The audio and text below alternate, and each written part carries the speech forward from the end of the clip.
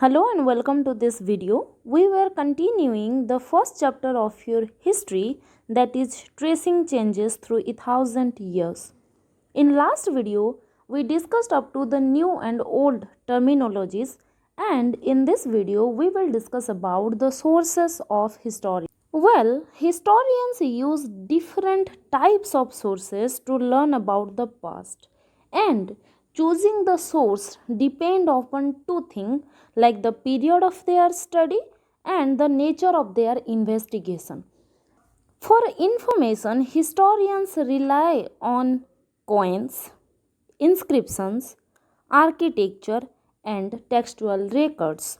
There are several different sources from which they can extract about history, like they depend upon coins, they depend upon inscriptions. You already read a lot about inscription in your class 6th, but let me remind the definition of inscription once more. Inscription means writing on hard surfaces like rocks and all. And in ancient time, there are several inscriptions or prasasti in praise of kings and all, and those are a rich source of information for historians about the past.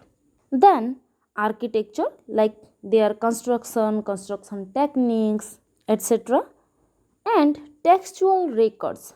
Textual record again include so many things like official records, manuscripts, documents, and many more. The number and variety of textual records increased dramatically during this period, and in particular the textual record, their variety increased during this period. As I said, it included official records, manuscripts, documents, and many more things. Through this period, paper gradually became cheaper and more widely available. Before this period, paper producing techniques were very rare, and because of which their costs were too costly and not available widely. But during this period, the production of paper became more, because of which paper got cheaper and more widely available, because of which people started using paper for different purpose, like they used it for writing holy texts, writing chronicles of rulers, letters and teachings of saints, petitions and judicial records, and for registers of account and taxes. So, all these things like the holy texts, chronicles, letters, teaching of saints, petitions of judicial records, and all those accounts and taxes are sources of history for historian and for us also. Manuscripts were collected by wealthy people, rulers, monasteries, and temples. They were placed in library and archives. Well, manuscript is also one of the rich textual source for studying history or studying about the past. Again, you already learned a lot about manuscripts in your class 6th, but let me define it once more. Manuscripts are handwritten text. So, manuscripts were collected by the wealthy families or wealthy people, the rulers, monasteries, and temples, and those were placed in libraries or archives. Archives are like libraries. Archive is an institution in which there are collection of records and documents. So, the collected manuscripts are there in libraries and archives, which are rich source of information. Now let us discuss about the manuscript in detail. Manuscripts and documents. Manuscripts provide a lot of detailed information to historian because they are first hand source of information. Well, when we talk about the sources of information, those are generally of two types. One is first hand source and the other is the second hand source. First hand source means those sources which are direct sources like testimonies, manuscripts, survey. These are called first hand sources. And second hand source means where the source itself depend upon the first hand information, and we are not directly accessing it like books and research work of other historians. Those are second hand sources. So as manuscript is a first hand source, it is very useful and it provide detailed information. But historians also face a lot of difficulties while using manuscripts. What are those difficulties? There was no printing press in those days. So, scribes copied manuscript by hand. We already knew that manuscript means handwritten, and during those period there were no printing press. Like in today's time, we use books which are printed. You must have observed that the book you use are exactly like your friends. If there are 40 students, all get access to the same kind of book, same text, same picture, same color, and that exact copies are possible because of printing press. But in those days, there was no such technology like printing press. So, scribes had to copy all those manuscripts by hand. Scribe means learned person. During ancient time, not all people were privileged enough to get education. Because of that, there were very few people who were able to read and write. So, scribes were learned people who knew the art of writing. So, what they did, that they used to copy those available manuscripts because there were no printing press. And as scribes copied manuscript, they also introduced small changes, a word here or a sentence there.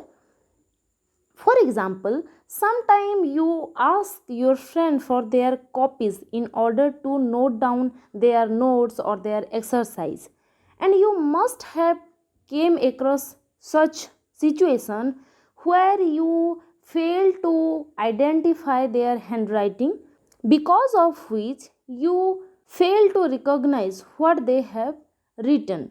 And in order to compensate that, what you do, that you try to guess the word. Suppose there is a word consists of 7 letters and you are not able to recognize 3 to 4 letters in between or at the end or in the beginning, then you try to guess the word. It happened to all of us. So the same happened to the scribes also.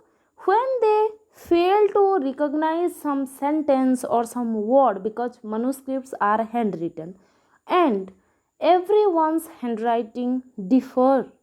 So when they fail to identify those words or sentence, what they try to did, that they try to guess those words or sentence and write it as their guess. The small differences grew over centuries of copying until manuscripts of the same text became substantially different from one another. And it is not like one scribe copy the existing manuscript. There are several scribes because there were no printing press. So when someone copied from the first person, then from him copied the next person, next person, next person. So when the copy gradually passed from person to person, the changes gradually grew. This is a serious problem because we rarely find the original manuscript of the author today. And because every manuscript is different from one another, it is very hard to find which work is the original work and which are the copied. For example, suppose you are a group of 5 friends and one of your friend completed his or her homework. Rest 4 were dependent on that person. You asked your friend to let you borrow their copy and you copied it. Now another 2 friend of you took your 2 copies and they copied it. So gradually what happened, that when you failed to recognize one word or sentence, you modified it. When they failed to recognize some word or sentence, they modified it. So the same text, but 5 person had 5 different modification.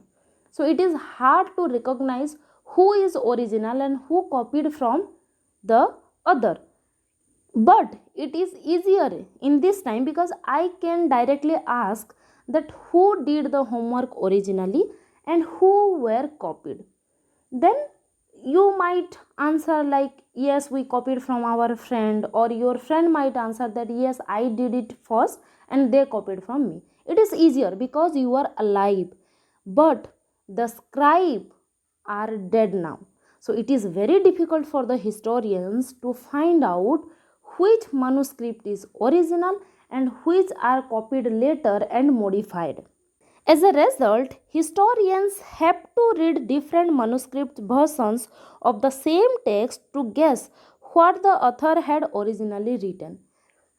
As we discussed in last video, it is very difficult for them because all the texts differ from each other.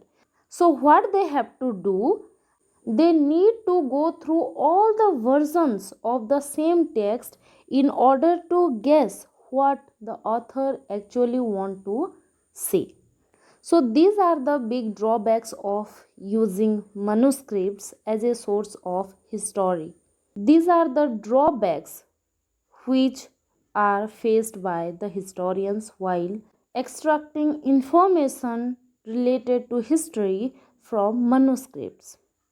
Another problem of using manuscripts are on some occasion authors revised their chronicles at different time, like the 14th century chronicler Ziauddin Barani.